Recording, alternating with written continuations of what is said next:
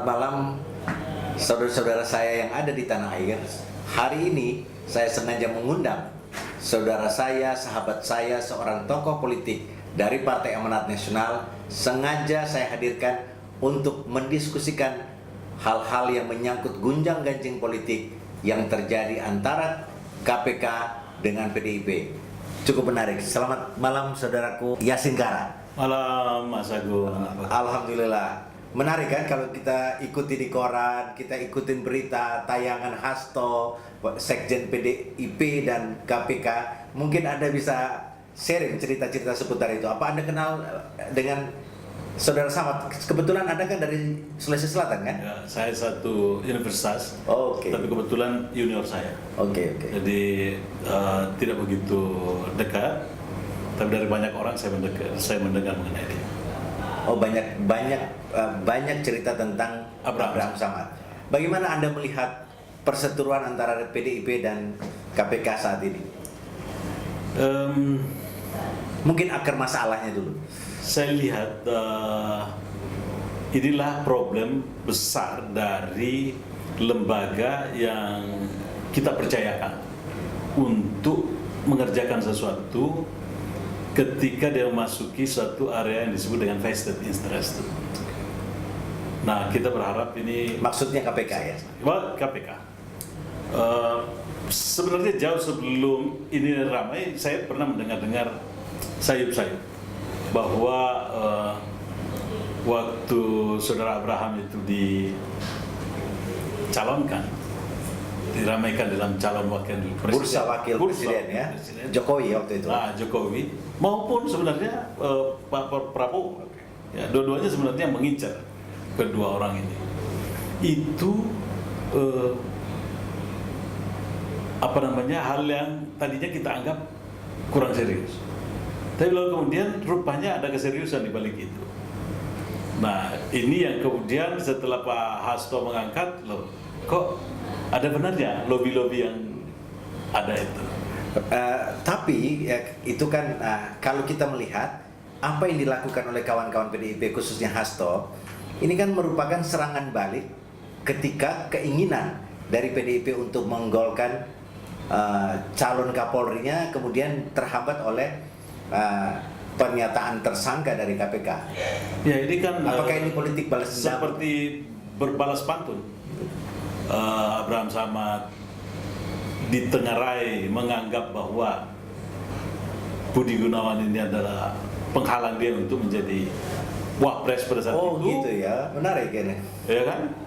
Di sisi lain lalu kemudian Abraham Samad menggunakan kekuasaan KPK untuk walaupun di balik itu memang sebenarnya ada indikasi dari Budi Gunawan. Oh, memang terindikasi ada rekening itu lah ya. Saya kira melihat perseteruan ini DPR dan Jokowi sendiri dalam posisi ini bagaimana menurut Anda? DPR tidak cukup instrumen untuk mengatakan Budi Gunawan bersih atau tidak. Karena itu lalu kemudian performance yang ada adalah performance ya sebagaimana yang dia dapatkan sebelumnya ditambah dengan rekomendasi KPK dalam bentuk surat pernyataan tersangka itu. Nah, kalau ini ditimbang-timbang tentu kan ada asas yang bekerja, asas praduga tak bersalah. Saya kira DPR sudah benar mengatakan bahwa sampai dia divonis dinyatakan bersalah, orang itu harus tetap memiliki kesempatan untuk dipilih. Untuk itulah saya kira DPR ada benar. Anda melihat bagaimana posisi Jokowi, tentunya seorang presiden itu dia kan mendapatkan informasi yang komprehensif tentang Budi Gunawan. Anda melihat bagaimana kok sampai seorang Jokowi mau mengusulkan kepada DPR untuk Budi Gunawan menjadi calon Kapolri? Nah, ini balik lagi ini semua yang ada, kita masih berada dalam politik yang tidak modern. Maksudnya? Politik kelompok, politik yang tidak berbasis pada objektivitas, politik yang penuh dengan vested. Nah, pada saat itulah seorang presiden menjadi kesulitan untuk melakukan pertimbangan-pertimbangan. Maka dia menggunakan tangan KPK. Menggunakan tangan KPK. Jadi sebenarnya Jokowi menolak keinginan Ibu Mega mengambil tangan KPK. Menggunakan tangan KPK. Ini Jokowi menjadi orang yang terbebas saja. Nothing tulus. Nothing tulus.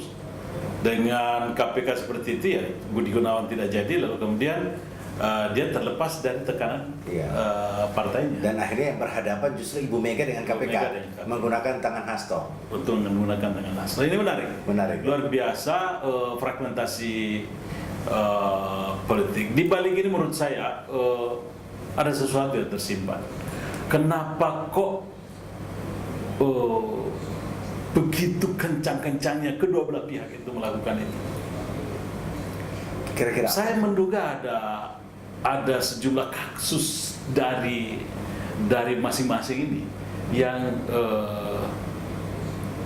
tersimpan, ditengarai bahwa misalnya dari sisi Megawati ingin membongkar sejumlah kasus, dari sisi KPK ingin juga membongkar sejumlah kasus. masing-masing saling menyandra ya. Nah, kalau istilah menyandra ini lalu kemudian pertanyaannya adalah lalu siapa di balik KPK ini? Pasti ada tangan-tangan. Karena saya kira ada dua kasus yang tidak perlu ditutupi sekarang ini. Kasus BLBI di satu sisi, dan kasus Senturi di sisi lain. Jadi ada Nah, ini kan kalau mendengar ini berarti sesungguhnya ada hidden agenda dari kedua kelompok yang berseteru cukup lama, yaitu mungkin saya dapat simpulkan antara SBY dengan Ibu Mega, kemudian ini menjadi sesuatu mengacaukan tata kelola negara. Ya, saya kira di balik itu. Karena kenapa? Ini dan ada kepentingan yang lebih besar lagi di balik itu, misalnya persoalan mafia minyak.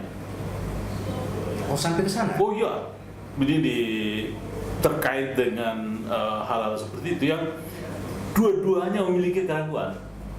Karena di balik itu semua ada kepentingan yang.